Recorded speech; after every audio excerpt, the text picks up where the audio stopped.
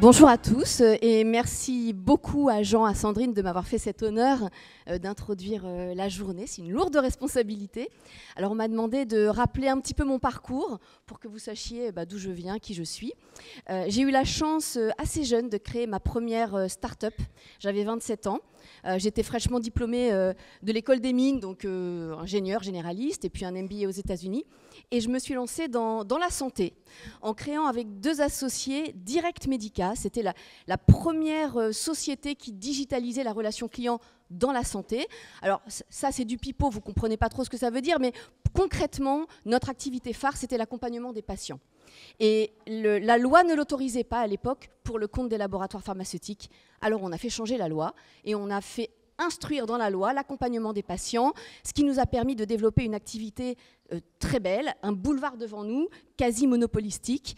Et en 2019, fin 2019, la société faisait 40 millions d'euros de chiffre d'affaires. On avait 450 collaborateurs et on a vendu cette société à un grand groupe qui s'appelle Webhelp. Donc ça, c'est sympa pour les entrepreneurs qui sont là. Pouvoir accompagner une société de sa naissance jusqu'à la cession, c'est un peu, on ouvre un livre, on le ferme. C'est une aventure extraordinaire. Donc même la cession, ça fait pas si mal que ça finalement, faut le savoir. Ça fait même du bien parfois de se soulager d'un bébé qu'on a accompagné si longtemps, de se sentir très libre. Et cette liberté toute nouvelle acquise, j'ai décidé de replonger dans une nouvelle aventure et de recréer une start-up hors de la santé, qui est une marketplace de partage des compétences, qui s'appelle WooSkill. Et au moment où je vendais ma société, Jean, que j'avais rencontré un petit peu avant parce que je rêvais de l'embaucher chez Direct Medica, qui est devenu Webhelp Medica. Mais Jean a décliné mon offre, ce dont j'étais extrêmement vexée, pour me dire qu'il allait monter 50 Partners Santé. Et puis il m'a recontacté pour me dire « Mais Sophie, tu vends ta société, est-ce que tu voudrais être notre première partenaire santé ?» J'ai dit « Mais non, Jean, je n'en ai pas le temps, je me relance dans une aventure entrepreneuriale, donc hors de question de me diluer. » Et puis Jean est une personne à laquelle on ne peut pas dire non. Voilà. Derrière son côté très, très simple, très sympathique, il a, il a une arme de conviction et de négociation terrible. Donc à l'issue de ce petit déjeuner, le non s'est transformé en oui.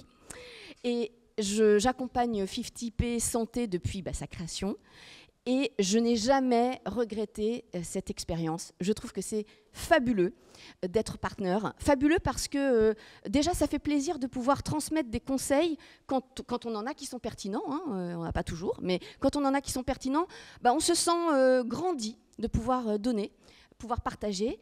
On voit des projets extraordinaires. Et je le dis en pesant mes mots, des projets incroyables avec des jeunes inspirés, inspirants. Qu'est-ce que ça fait du bien. Et on peut aussi proposer des projets. Donc moi, je l'ai fait plusieurs fois et je continue à identifier des startups qui pourraient peut-être rentrer dans le giron de 50P santé ou pas santé d'ailleurs. Et puis c'est une équipe incroyable et j'ai vu la communauté des partenaires grandir. Je ne sais pas combien on est aujourd'hui, mais dans la santé, mais c'est fabuleux, la vitesse à laquelle ça se développe. Et puis maintenant, il y a le fond qui se crée.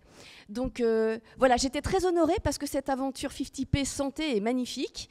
Et je suis très, très flattée d'avoir été la première petite brique du côté des partenaires. Donc très bonne journée à tous.